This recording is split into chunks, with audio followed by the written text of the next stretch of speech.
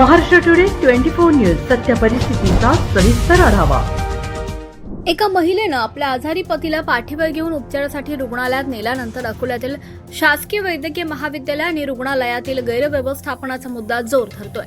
या घटनेमुळे प्रशासकीय आणि राजकीय वर्तुळात खळबळ उडाली आहे। विविध राजकीय पक्षांचे नेते आणि लोकप्रतिनिधी परिस्थितीचा आढावा घेण्यासाठी आणि जबाबदार अधिकाऱ्यांवर कारवाईची मागणी करण्यासाठी रुग्णालयाला भेट देत आहेत। शिवसेना नेते राजेंद्र साळवे यांनी सर्वप्रथम रुग्णालयाला भेट दिली आणि दोषींवर चौकशी आणि कारवाईची मागणी केली। यानंतर काँग्रेस आमदार साजिद खान पठाण यांनी देखील रुग्णालयाला भेट देऊन व्यवस्थेचा आढावा घेतला।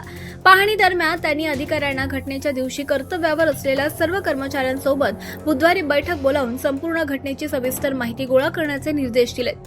त्याच धर्तीवर शिवसेना पक्षाचे आमदार नितीन देशमुख यांनी गुरुवारी रुग्णालयातील सुविधांची पाहणी करण्यासाठी भेट दिली। रुग्णांना होणारा त्रास, परिसरातील घाण आणि मूलभूत सुविधांचा अभाव यावर त्यांनी तीव्र नाराजी व्यक्त केली आहे। पाहणी दरम्यान उपचारासाठी येऊनही सामान्य नागरिकांना पुरेसा उपचार मिळाले नसल्यानं त्यांनी रुग्णालय प्रशासनाला चांगलंच धारेवर धरलं। आमदार देशमुख यांनी स्वच्छता व्यवस्थेबाबतही गंभीर आरोप केले। रुग्णालयात स्वच्छता राखण्यासाठी जबाबदार असलेली एजन्सी एका मंत्र्यांशी संबंधित आहे, त्यामुळेच रुग्णालय प्रशासन आणि डीन यांच्यावर कारवाई करणं टाळत असल्याचा दावा त्यांनी केला। हे आरोप खरे असतील तर अत्यंत गंभीर बाब असून त्यांची निपक्ष चौकशी करणं गरजेचं आहे असं देखील ते म्हणाले। तसंच देशमुख यांनी अधिकाऱ्यांना 2 दिवसात संपूर्ण प्रकरणावर सविस्तर अहवाल सादर करण्याचे निर्देश दिले। विहित वेळेत अहवाल सादर न केल्यास डीएनवर कारवाई केली जाईल असा इशारा देखील त्यांनी दिला। अकोला जिल्हा सामान्य रुग्णालय आणि सामान्य रुग्णालय जेएमसी येथील सध्याचा गोंधळाचा मुद्दा आगामी विधानसभा अधिवेशनात ठळकपणे मांडला जाईल। या अकोला मेडिकल कॉलेजचा पुरा सत्यानाश झालेला आहे। कोणत्याही प्रकारची सुविधा या हॉस्पिटलला इथं कोणत्याच प्रकारची सुविधा नाही। पेशंटला यासाठी टेक्चर नाहीत, रूममध्ये अजिबात स्वच्छता नाही, म्हणजे कोणत्याही प्रकारचा ताळमेळ डीनचं ह्या कॉलेजवर नियंत्रणच नाही।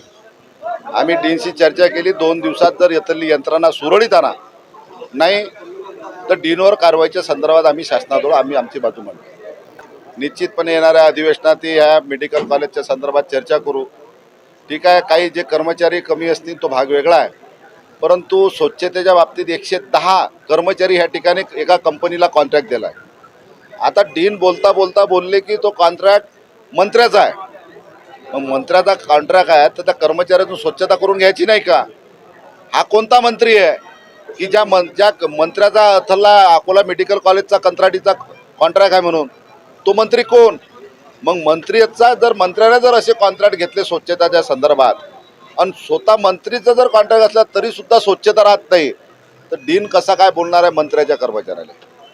म्हणून ह्या कंत्राटदारावर कारवाई झाली पाहिजे। ज्या कंत्राटदार जो स्वच्छता संदर्भात ज्या कोणत्या मंत्र्याचा कंत्राटदार आहे, 2 दिवसात डीननं जर हा प्रस्ताव जर शासनाला पाठवला नाही तर डीनच्या विरोधात ह्या ठिकाणी सर्वात मोठं आंदोलन केलं जाईल। महाराष्ट्र टुडे मराठीसाठी ब्युरो रिपोर्ट संजय दास, अकोला। आजच महाराष्ट्र टुडे 24 न्यूजला सबस्क्राईब करा आणि सत्य परिस्थितीचा सविस्तर आढावा पहा।